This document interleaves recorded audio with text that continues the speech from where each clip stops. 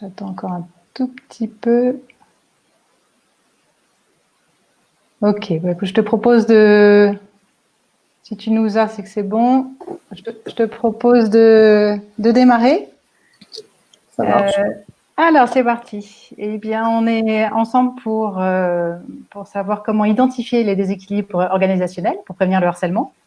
Alors, pour ceux qui ne me connaissent pas, moi, je suis Karine Even. J'accompagne les salariés victimes d'un conflit ou d'un harcèlement au travail pour retrouver bien-être, confiance en eux et stabilité professionnelle. Et je suis ravie de t'accueillir, Benoît, aujourd'hui. Je rappelle pour ceux qui ne te connaissent pas que tu es coach consultant en région toulousaine. Tu interviens dans les entreprises aussi bien au niveau individuel qu'au niveau organisationnel. Et au sein d'un collectif qui s'appelle le Labo des organisations, tu as participé à la définition de l'approche écosystémique des organisations, dont tu viens d'écrire d'ailleurs le livre de référence. Et on va en parler justement. L'approche écosystémique, elle vise à réconcilier les individus et l'organisation en permettant de restaurer l'équilibre, d'optimiser l'énergie et d'accroître la maturité. Alors j'ai envie de te demander avant de démarrer si tu as une citation qui te fait particulièrement vibrer, que tu as envie de nous partager maintenant et pourquoi. Est-ce que tu peux nous expliquer pourquoi est-ce qu'elle te fait vibrer? La citation est la suivante, c'est une citation de Périclès. Si on veut obtenir quelque chose que l'on n'a jamais eu, il faut tenter quelque chose que l'on n'a jamais fait.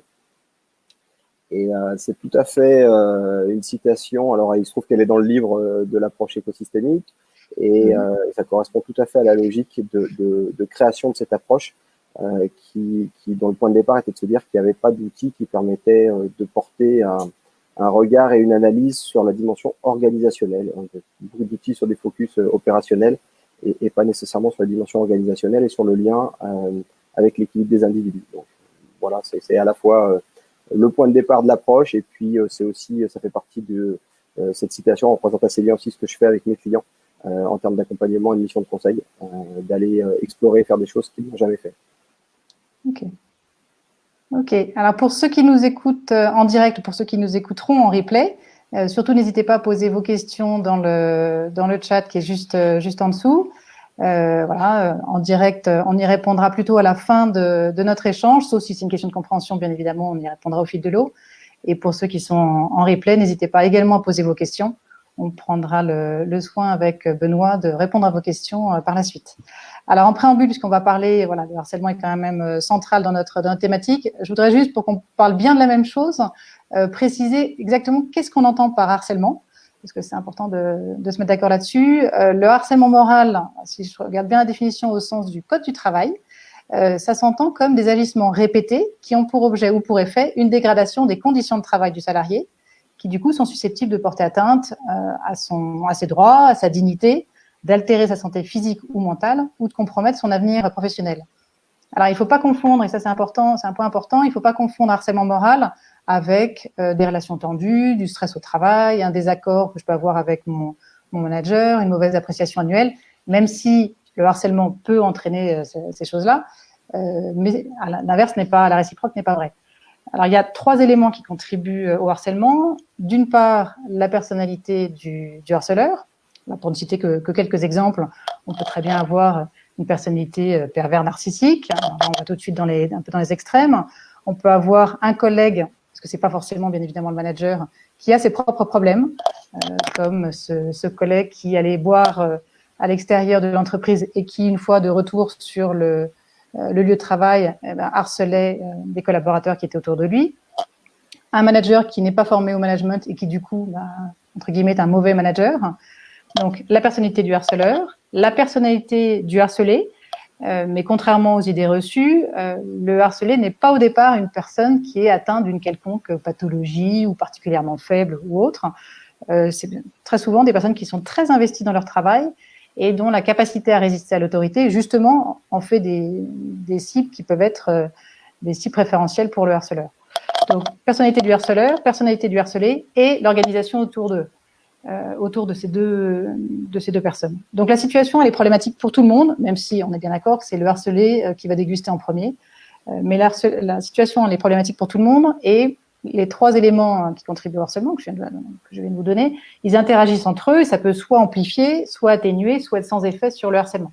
Alors aujourd'hui, dans notre échange avec toi, Benoît, ce qui va nous intéresser, c'est de regarder plus précisément en termes d'organisation. Alors du coup, première question, quels sont d'après toi les éléments qui contribuent au déséquilibre d'une organisation et qui peuvent, du coup, influencer un harcèlement? Dans la logique de l'approche écosystémique, on va s'intéresser à observer les déséquilibres organisationnels.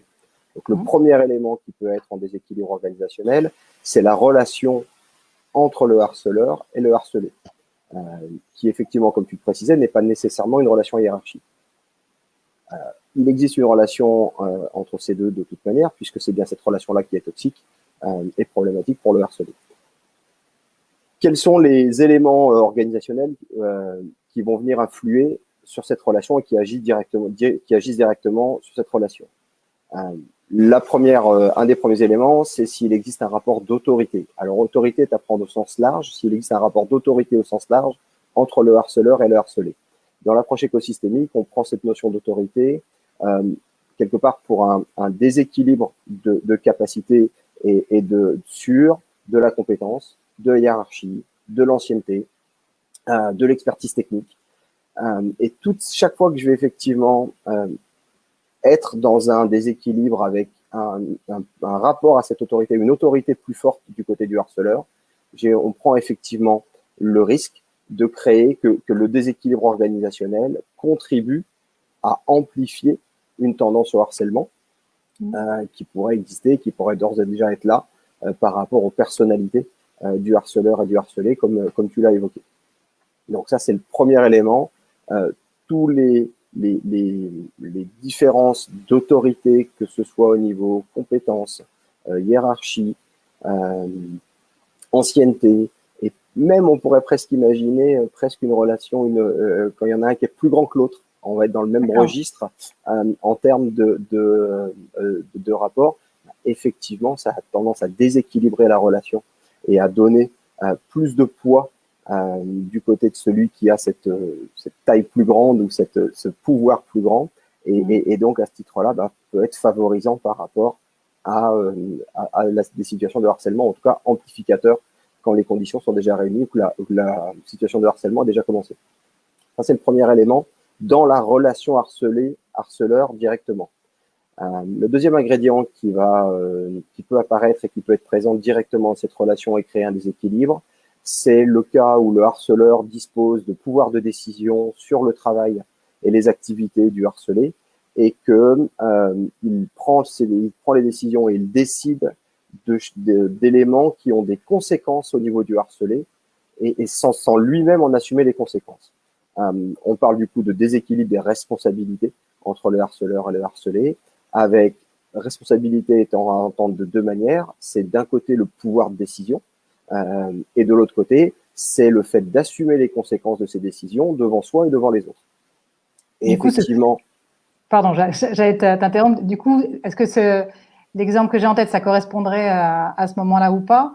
Cet exemple d'une cadre qui est responsable d'un service dans un grand groupe, à qui son soin de plus 1 demande de faire un budget, mais sans donner ni l'historique des années précédentes avec les budgets précédents, ni le mode de construction du budget de ce service-là. Est-ce que ça pourrait du coup correspondre dans ce type-là? Pas tout à fait. Là, on est plutôt dans un cas de manque de transfert, de conservation d'informations. Là, on est plutôt, qu'est-ce qui pourrait créer ce déséquilibre? On est plutôt dans une situation où le manager décide, l'occurrence le responsable confierait demande à la personne de faire le budget, mais en lui donnant tellement de directives sur la manière de faire le budget que finalement, c'est pas elle qui est en train de construire le budget. Le manager a construit le budget dans les détails, lui transmet un budget qui est quasiment finalisé et simplement lui demandera tout au long de l'année qui va suivre, va lui demander de rendre des comptes sur le budget qu'elle n'a pas construit. Et donc, elle va se retrouver en tension par rapport à des décisions que le manager a prises en termes de budget, qu'elle n'a pas pris ou qu'elle n'a pas elle-même prise puisqu'elles ont été imposées par le manager dans cette logique de déséquilibre de responsabilité. Et par contre, c'est elle qui sera tenue responsable du fait que le budget ne sera pas respecté. Et là, on voit bien que on est dans un déséquilibre organisationnel assez fort, très courant, et qui va forcément créer un impact individuel à la fois sur le côté de la personne qui prend les pouvoirs de décision et de la personne qui doit assumer les conséquences sans avoir décidé. Du côté de celui qui décide, et dans ton exemple, le manager qui a fait le budget sans qui a imposé le budget sans vraiment le faire, on est clairement le comportement, les comportements que ça amène de disposer que des pouvoirs de décision par répétition. On a une tendance à l'autoritarisme avec ce genre de déséquilibre. Du côté de la personne qui subit et qui doit assumer les conséquences, on est plus dans une logique où on va créer, ce qui va être créé, c'est du désengagement. Et on voit bien qu'effectivement, à partir du moment où je me retrouve dans cette situation, j'ai quelque part perdu ma liberté d'action, ma liberté d'agir, tout en devant continuer à assumer le résultat. Et donc les conséquences de non-atteinte d'objectifs, puisque c'est surtout dans les situations où on n'atteint plus les objectifs, on n'atteint plus les résultats, que ça devient problématique.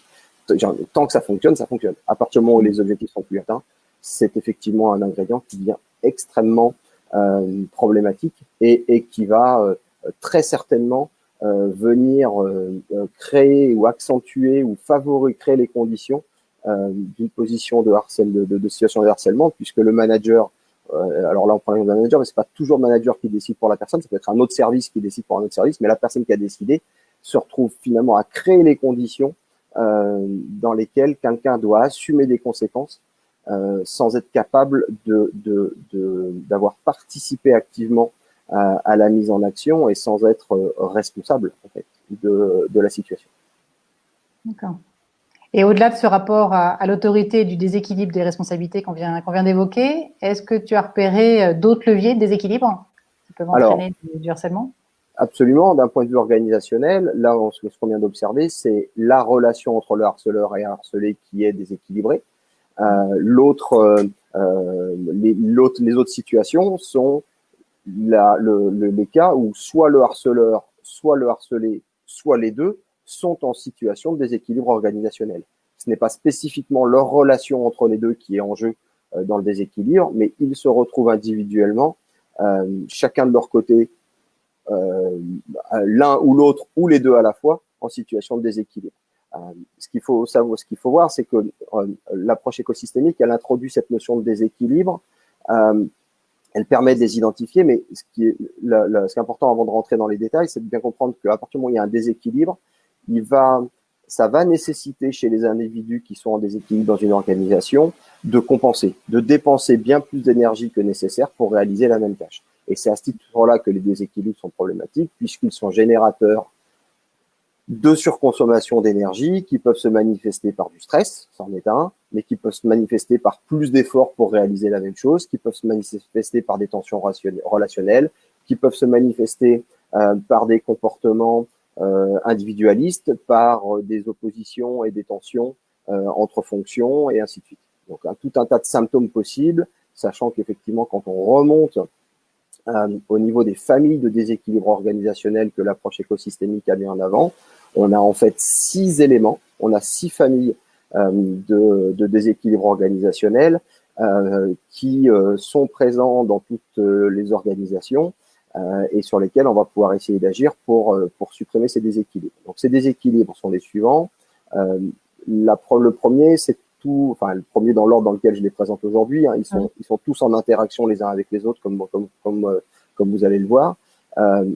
C'est la notion d'alignement des incitateurs. Et le déséquilibre va être créé par le fait que les incitateurs ne soient pas alignés. On entend par incitateur à la fois les indicateurs, les objectifs, mais aussi les raisons qui mettent les gens en mouvement de manière individuelle. Typiquement, un incitateur assez fort pour quelqu'un qui serait en contrat intérimaire dans une entreprise, un incitateur assez fort, c'est de vous chercher à obtenir un CDI. Donc, on a des choses qui sont à la fois de l'ordre de l'objectif explicite et des indicateurs, mais aussi des intérêts individuels et collectifs au sein de la structure. Et on voit bien instantanément qu'à partir du moment où on poursuit des objectifs ou des intérêts qui sont divergents, eh ben, il y a des tensions qui vont se créer. On est sur un élément qui est très fort au cœur de la création de silos dans les organisations et qui peut venir mettre des individus en déséquilibre par rapport au travail quotidien qu'on leur demande. Et donc d'être sans arrêt en train de devoir choisir entre une direction ou une autre, typiquement dans les environnements de production, de choisir entre qualité et rapidité de production. Donc, ça, c'est le premier élément de déséquilibre pour un individu. que ce soit le harceleur ou le harcelé. Deuxième élément, le fait que la fonction, donc le travail qu'on demande à exécuter à la personne, soit inefficace d'un point de vue énergétique. Ce qu'on entend par là, l'énergie est à regarder dans un sens très très large au niveau de l'approche écosystémique. C'est à la fois de la sueur, des mètres carrés, des euros, du temps. Donc cette notion d'inefficacité énergétique, à partir du moment où on va par exemple demander à quelqu'un d'être en interaction avec des bureaux et des personnes qui sont dans des étages différents et de devoir énormément circuler entre des étages ou entre des bâtiments, on voit bien qu'on a une déperdition d'énergie à cet endroit-là et qui va créer forcément une inefficacité et peut créer une tension au niveau d'une personne. On va avoir la même chose en termes de métier dit mouton à 5 pattes, où on demande à des gens de disposer de tout un panel de compétences et de faire tout un tas d'activités qui n'ont pas forcément de lien entre elles et de passer de l'une à l'autre en permanence. Et j'imagine que ça peut être le cas aussi selon les directives qui sont passées par un manager. J'ai un exemple en tête où le manager, un coup ça allait, un coup ça n'allait pas, ça ne correspondait jamais aux attentes. Il donnait des directives qui n'étaient pas claires, des injonctions paradoxales. Donc tu fais, mais si tu fais, c'est de toutes les manières c'est pas bien et en même temps on te demande de faire. Et du coup, le N-1 donc qui subissait un peu tout ça, voilà, était en réflexion permanente sur ce qu'il fallait faire ou pas, alors que c'était complètement indépendant des résultats obtenus, puisque cette personne avait d'excellents résultats, avait obtenu 100% de ses objectifs annuels, mais avec effectivement, comme tu dis, une déperdition d'énergie qui était faramineuse. Complètement. On est tout à fait dans ces logiques-là et dans cet effort supplémentaire qui est du coup qui est demandé et qui n'est pas justifié, hormis le fait de ne pas avoir été capable d'identifier que c'était un déséquilibre et que ça générait ce besoin de compensation. Le troisième élément organisationnel qui contribue au déséquilibre, c'est celui qu'on a évoqué précédemment dans la relation entre le harceleur et harcelé, qui est cet équilibre, ou plutôt ce déséquilibre entre les responsabilités, avec une séparation des pouvoirs de décision et avec le fait que celui qui doit assumer les conséquences n'a pas les pouvoirs de décision pleins et entiers sur ce qu'il doit assumer. Quatrième élément du coup, le fait que les impacts soient régulés. On entend par impact dans l'approche écosystémique le fait que chaque contribution d'une fonction, chaque fois que je fais quelque chose dans l'organisation, je génère un impact sur d'autres personnes ou d'autres fonctions dans cette organisation. Il y a des impacts positifs, il y a des impacts négatifs. Et typiquement, devoir subir de manière répétée toujours le même impact, et qui prend du coup, on peut parler d'irritants, de subir tous ces petits irritants du quotidien en termes de fonctionnement, créer un déséquilibre organisationnel et par la répétition, crée des conditions désagréable. Et là, on est plutôt sur la personne qui subit effectivement ces impacts. Et encore une fois, cette personne pouvant être à la fois le harceleur et le harcelé, ces impacts créant potentiellement, par exemple, du stress qui va être plus propice, qui va être un état plus propice à la situation de harcèlement. Cinquième élément, la notion de rythme, de respecter les rythmes. Quand on observe en fait la nature, un rythme naturel, c'est une alternance entre une phase d'action et une phase d'assimilation. On a tendance à dire plutôt une phase d'action et une phase passive où il se passe rien. Pas du tout. Il se passe plein de choses la nuit dans la nature et avec des inversions de cycle. Dans les entreprises, la tendance au lean management, la tendance à l'optimisation, à la chasse au gaspillage et ainsi de suite, a créé tout un tas de situations et tout un tas de jobs dans lesquels les moments d'assimilation ont complètement disparu. On demande aux gens d'être du début de la journée à la fin de la journée systématiquement dans l'action, avec peu de temps de respiration, peu de temps d'assimilation, et finalement déjà peu de temps même pour ces temps d'assimilation pouvant être utilisés, ne serait-ce que pour projeter le futur et améliorer la situation existante, et laisser aussi, par exemple, les projets d'amélioration s'exécuter. Donc le non-respect, la suppression complète de ces phases d'assimilation, qui est une tendance très très lourde de ces dernières années dans les entreprises à la fois de services et industrielles, est effectivement problématique, puisque je mets les individus concernés complètement sous pression en permanence, avec associés à ça de manière très générale et très souvent des objectifs de cadence et de performance au-delà du raisonnable ou qui deviennent inatteignables, et je crée des conditions très compliquées en termes de vie au quotidien. Il y a aussi une dimension des rythmes qui est une notion de synchronisation des rythmes entre les fonctions. Là, effectivement, en fonction du besoin et des situations, je peux effectivement, cette désynchronisation et le fait que je travaille à un rythme différent des gens qui sont autour de moi peut créer de l'isolement, peut créer de la déperdition énergétique et fait que je suis toujours en train de courir après les informations dont j'ai besoin et encore une fois, favoriser ces situations de harcèlement. Dernier élément dans ces déséquilibres organisationnels, on est sur la logique de ce qu'on a appelé la constitution, l'existence d'une constitution qui n'est pas là, qui est là pour, comme la constitution d'un pays, pour poser les grandes règles de fonctionnement du collectif. On n'est pas dans la stratégie, on n'est pas dans le micro-comportement, on n'est pas dans le process. Est-ce que c'est l'ordre du règlement intérieur? Excuse-moi de t'interrompre. Non, on est au-dessus du règlement intérieur. Une petite partie du règlement intérieur pourrait très certainement, dans certains cas, intégrer notre notion de constitution, mais on est au-delà de ça, on est au-dessus de ça, on n'est pas dans le micro-contrôle, on est plutôt dans des règles et dans des grands principes de fonctionnement, cherchant à définir le fait que on pourrait, par exemple, on va aussi rejoindre sur cette dimension la notion de valeur, liberté, égalité, fraternité pourrait être une très belle constitution pour une entreprise en termes de fonctionnement, à condition de simplement détailler un petit peu plus ces trois principes en termes d'application et qu'est-ce que ça veut dire d'un point de vue comportemental et d'un point de vue comportement attendu au sein de l'organisation. D'accord. Donc voilà effectivement ces 6 éléments organisationnels qui, quand ils sont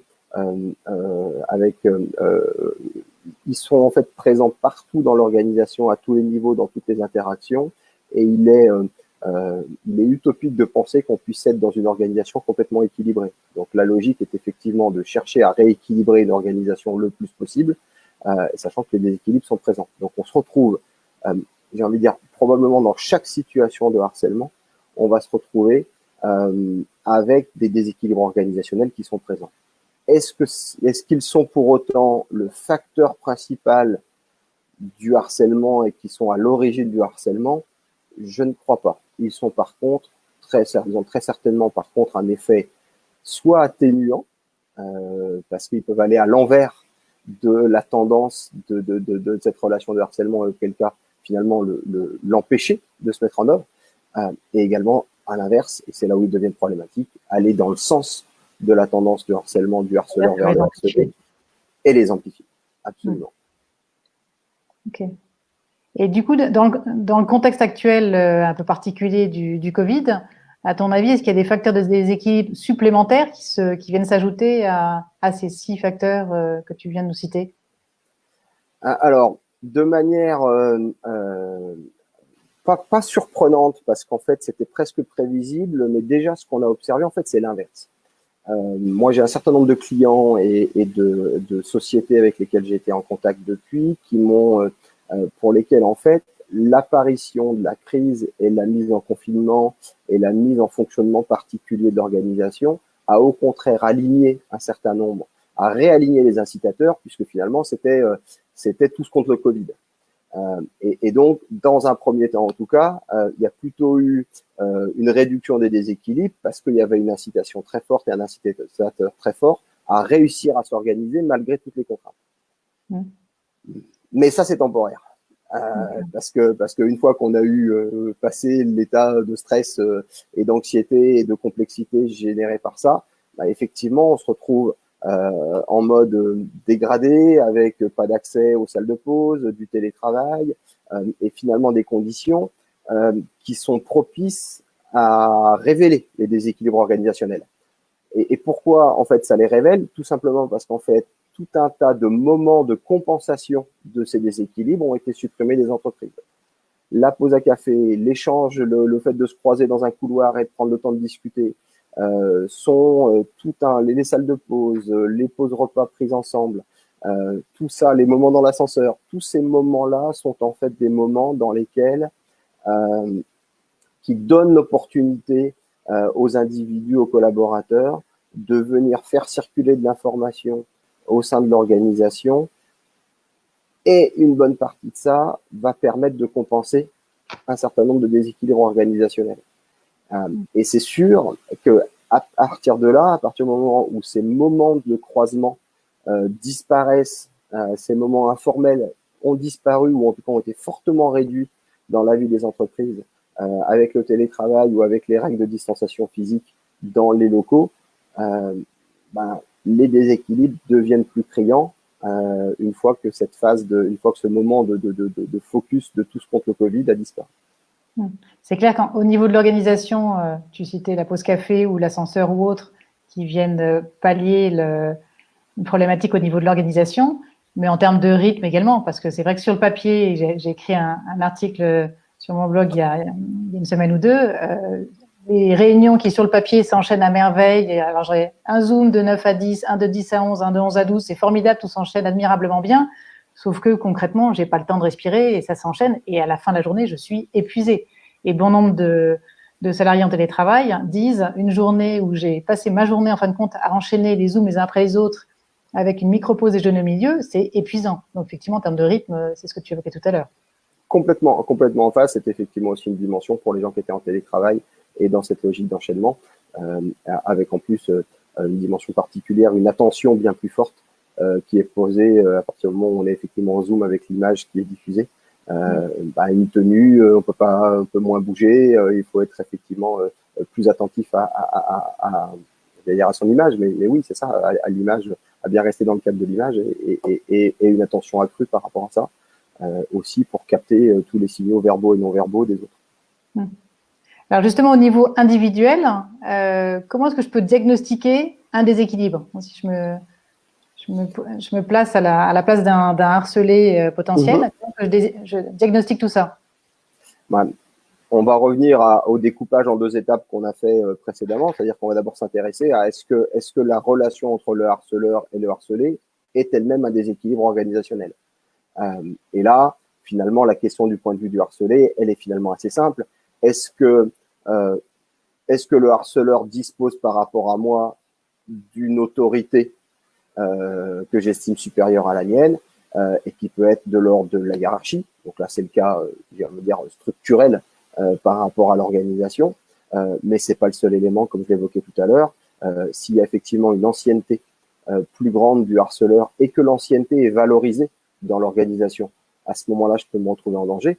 Mais à l'inverse, je pourrais être dans une organisation qui favorise le jeunisme, la jeunesse, qui favorise la jeunesse, et auquel cas, c'est le fait d'être un jeune manager qui va être favorisé par l'organisation et qui peut mettre en danger des quadras, des quinquas, et créer ces conditions-là. Hein. Donc on n'est pas, c'est l'ancienneté, mais c'est en fait tous les déséquilibres qui sont valorisés, tous les déséquilibres d'autorité et de niveau de référence qui sont valorisés socialement dans l'organisation, qui sont à observer, qui se posaient la question de finalement qu'est-ce que valorise l'organisation chez le harceleur qui n'est pas valorisé, enfin qui est moins présent chez moi. Et ça peut être de l'expertise, ça peut être de la hiérarchie, ça peut être effectivement aussi de l'ancienneté ou le fait, ou à l'inverse, le fait d'être plus jeune.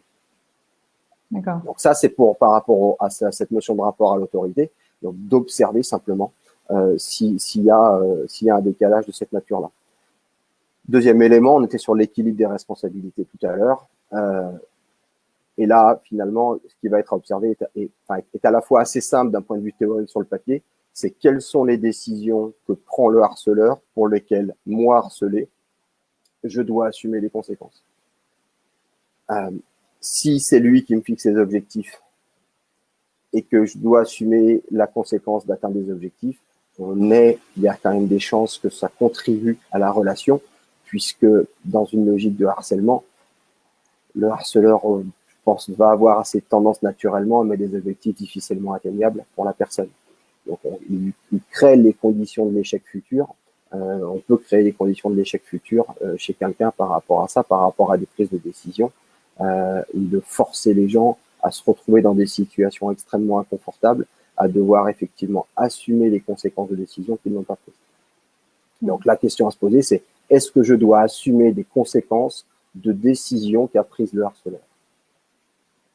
Et là, chaque fois que la réponse sera sur tel élément, sur l'objectif, sur les moyens de réaliser la tâche, sur la cadence, sur les horaires, sur un certain nombre de dimensions, effectivement, on va être dans ce déséquilibre organisationnel qui va venir accentuer la situation de harcèlement. Et tu évoquais tout à l'heure le fait que le harceleur ou le harcelé soit en déséquilibre. Ça, comment est-ce que je fais pour l'identifier, cette partie-là? Là, on rentre dans quelque chose qui est dans une analyse qui est plus complexe à faire, puisqu'il va falloir venir s'interroger sur l'ensemble des 6 familles de déséquilibre. Qu'est-ce qui peut toucher le harceleur ou le harcelé, et dans quel sens? Parce que on a, même si ces éléments sont bien définis et sont précis dans leur définition conceptuelle, dans la réalité, il est parfois extrêmement difficile de faire le tri dans la situation, puisqu'en fait tout se superpose et tout se chevauche dans une organisation. Mais néanmoins, ça se posait la question de quels sont les objectifs et intérêts qui sont pour lesquels, donc quels sont les incitateurs auxquels je suis soumis, où j'en suis moi et le harceleur en termes de d'efficacité de la fonction et du poste que j'occupe. Où est-ce que on en est en termes de cet équilibre pouvoir-responsabilité, mais individuellement, indépendamment de la relation. Est-ce que en tant que harcelé, j'ai de l'autonomie dans mon travail, même si c'est pas une question de subir les décisions du harceleur là en l'occurrence, mais est-ce que je subis les décisions de quelqu'un d'autre, ce qui de toute façon crée un déséquilibre chez moi, ou la même chose du côté du harceleur, qui peut être mis dans une situation de devoir subir et assumer les conséquences de décisions prises par quelqu'un d'autre, et qui du coup quelque part par vengeance, c'est peut-être pas le bon terme à dire, mais en tout cas par propagation de la tension dans laquelle il se retrouve, va propager sur quelqu'un d'autre la tension dans laquelle il est mis. La régulation des impacts, pareil sur les irritants, les rythmes qui vont accentuer cet élément, et une observation des règles de fonctionnement de l'organisation, des grands principes de fonctionnement de l'organisation, dans lesquels des fois on voit apparaître des choses qui ne sont pas forcément qui ne sont pas de l'autorisation au harcèlement, mais qui sont de l'autorisation culturelle à des comportements qui ne sont pas forcément très éloignés du harcèlement, avec notamment, je pense à des environnements ou avec beaucoup de stimulation par le management ou par l'atteinte des objectifs. On voit bien on peut être très très vite favorisant par rapport à ça. Et du coup, alors toujours d'un point de vue individuel, si moi je suis harcelée, j'ai identifié, donc comme tu viens de nous l'expliquer, des problématiques de déséquilibre qui du coup peuvent favoriser le fait que moi je suis harcelée. Mais concrètement, très concrètement, à mon niveau, qu'est-ce que je peux faire? Ça sera toujours délicat. Je pense que chaque situation va avoir ses caractéristiques, puisque là, les personnalités, ma personnalité en tant que personne subissant du harcèlement et la personnalité du harceleur vont rentrer en ligne de compte dans ma capacité à agir. Et c'est là où l'action à travers la relation, de toute façon, va être compliquée, va être problématique. Et une meilleure compréhension de ce qui va se jouer au niveau de l'organisation autour du harceleur et du harcelé peut par contre, dans un certain nombre de cas, être plus facile plus facile de rééquilibrer finalement la position du harcelé ou la position du harceleur par l'organisation, par des tiers, puisque une partie des déséquilibres ne vient pas de la relation elle-même. Et à partir de là, on va pouvoir agir sur cette dimension organisationnelle favorisant le harcèlement. Mais on reste, il y a pas certain qu'on puisse faire une liste d'actions précises d'actions, mais c'est effectivement, quand on a identifié ces déséquilibres, évidemment, de faire remonter, de circuler l'information dans l'organisation de manière à ce que l'organisation s'adapte et évolue pour les réduire, à condition qu'il y ait effectivement un environnement dans lequel les évolutions d'organisation restent possibles, ce qui est encore une fois une dimension différente, enfin un autre élément qui est la capacité de transformation et d'évolution d'une organisation. Du coup, effectivement, c'est faire remonter l'information, c'est fondamental. C'est pas toujours facile, puisque quand on est harcelé, en parler, c'est souvent enfin, c'est l'un des pas les plus difficiles. Une fois qu'on lance la machine et que on voit qu'il y a du répondant, ça va. Mais il y a beaucoup de personnes qui se sentent harcelées, qui sont allées en si c'est le manager direct, bah, spontanément, tu as un peu l'impression que tu as plus du tout tu sais plus trop à qui tu peux t'adresser. Donc après, qui aller voir, comment aller voir, c'est pas forcément évident. Donc c'est vrai que dans une démarche de harcèlement, je te rejoins tout à fait sur le fait de faire circuler l'information pour qu'ensuite l'organisation puisse s'adapter. Maintenant, une personne qui est harcelée, elle va pouvoir se défendre si elle-même elle est en bon état psychologique. Sinon, elle sera pas en capacité de se défendre. Et c'est vrai que moi, c'est quelque chose que je vois avec mes clients. C'est une fois qu'on a fait le tri, est-ce que je suis dans un mode harcèlement ou est-ce que je vis un conflit ou une situation déplaisante, mais pas forcément un harcèlement. C'est ce que j'évoquais au début quand je disais qu'il ne faut pas confondre avec cette situation. La première étape, c'est d'apprendre à se protéger, de savoir comment il faut que je communique avec mon harceleur, parce que selon ce que je vais dire, ça va mettre de l'huile sur le feu ou pas. Donc l'attitude à adopter est fondamentale et complètement indépendamment de la personnalité et des caractéristiques du harcelé. C'est vraiment comment je vais continuer la relation, comment est-ce qu'il faut que je communique, comment je vais communiquer avec les autres, dans un objectif, comme tu le disais, de faire circuler l'information. Et souvent, les personnes harcelées sont des personnes qui sont consciemment ou inconsciemment, de leur gré, de leur plein gré ou du fait des autres, isolées du reste de l'équipe. Et du coup, c'est comment renouer le lien avec le reste de l'équipe, comment maintenir le dialogue avec l'équipe et aussi avec ses proches pour réussir à avancer. Parce que je te rejoins tout à fait sur le fait qu'en parler va être essentiel. Derrière, ensuite, on pourra parler de reconstruction avec travailler la confiance en soi, la gestion de son stress. C'est qu'est-ce qui me fait avancer le matin, qu'est-ce qui fait que je me réveille le matin avec la banane ou pas du tout, qu'est-ce que j'ai envie de faire. Et éventuellement ensuite, selon l'envie de la personne, rebondir sur un autre projet professionnel ou pas, parce que parfois c'est possible, ça l'est pas toujours. Okay. Est-ce que tu avais d'autres choses que tu as envie de nous partager ou de rajouter par rapport à tout ce qu'on vient de voir? Non, c'est sûr qu'on est de toute façon dans des situations qui sont en règle générale d'une grande complexité, puisque tout le monde, enfin le harceleur le premier aura toutes les bonnes raisons de justifier ses comportements et de faire en sorte qu'une partie de ses comportements et de ses agissements soient déjà cachés, et de les masquer après par un raisonnement et une justification, éventuellement même par rapport à des atteintes d'objectifs ou des choses de ce type-là. Donc, une espèce de nuage, d'enfumage, peut-être même plus que de nuage, autour de la véritable problématique, qui va faire que, oui, la gestion de cette situation, tout aussi bien d'un point de vue gestion individuelle de la situation du harcelé, que gestion de l'aspect organisationnel pour tenter de l'atténuer, est effectivement délicat de toute façon. C'est pas, je crois que c'est là ce que je disais tout à l'heure, il ne faut pas qu'on puisse écrire un petit guide en quatre étapes pour sortir de ça, malheureusement. Mais c'est aussi pour ça que ça existe, parce qu'il n'y a pas non plus le petit guide en 4 étapes qui fait qu'à peine ça paraîtrait, on serait en mesure de le faire disparaître. Et c'est là où une meilleure compréhension à la fois des fonctionnements individuels et des fonctionnements organisationnels permet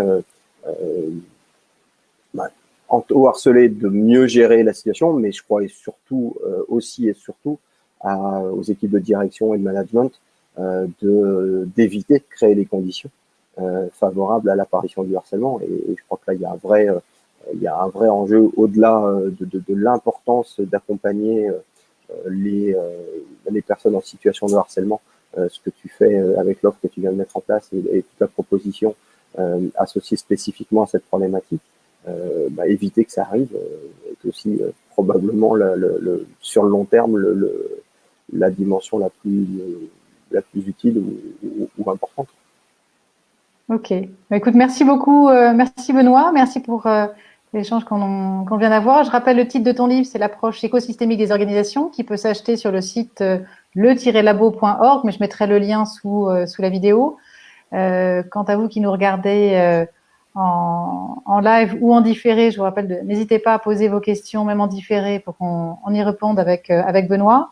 Et si vous souffrez d'un conflit ou d'un harcèlement au travail, je vous invite à télécharger mon guide « Comment distinguer justement un conflit d'une relation toxique ».